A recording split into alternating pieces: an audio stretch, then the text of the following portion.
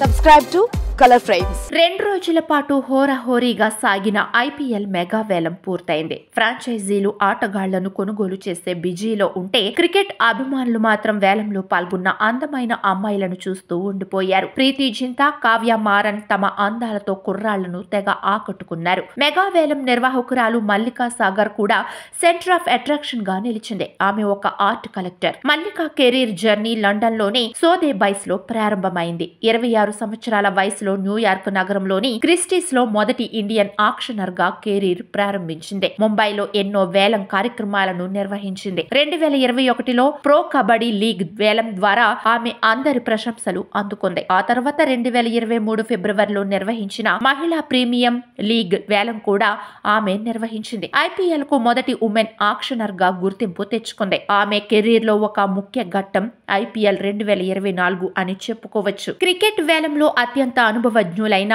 Hue ఎడ్మిడ్స్ స్థానంలో మల్లికా తొలి మహిళా నిర్వాహకురాలిగా చరిత్ర సృష్టించారు. దాంతో వెంట్లను కూల్ గా పర్ఫెక్ట్ గా నిర్వహిస్తూ బెస్ట్ ఆక్షనర్ గా పేరు తెచ్చుకుంది. తాజాగా జరిగిన ఐపీఎల్ వేలంలో మల్లికా ఎంత జీతం తీసుకుందనే గురించి నెటిజన్లు తెలుసుకోవాలనుకుంటున్నారు. అయితే ఇప్పటి వరకు ఎక్కడా ఈ విషయంపై ఎలాంటి అప్డేట్ లేదు. 2 రోజుల పాటు జరిగిన వేలంలో 182 మంది ఆటగాళ్లు అమ్ముడుపోగా 10 జట్లు కలిసి 639.15 కోట్లు వెచ్చించాయి. రిషబ్ పంత్ పై అత్యధిక బిడ్ దాఖలైంది. 27 కోట్లకు అమ్ముడుపోయి ఐపీఎల్ చరిత్రలోనే అత్యంత ఖరీదైన ఆటగాడిగా నిలిచాడు. అదే సమయంలో డేవిడ్ వార్నర్, శార్దుల్ ఠాకూర్, పీయూష్ చావ్లా వంటి ఆటగాళ్లు అమ్ముడుపోలేదు. సమాచారం ప్రకారం రాబోయే ఐపీఎల్ సీజన్ మార్చి 17 నుండి ప్రారంభం కావచ్చు. వీడియో మీకు నచ్చినట్లయితే ప్లీజ్ లైక్ చేయండి, షేర్ చేయండి, కామెంట్ చేయండి.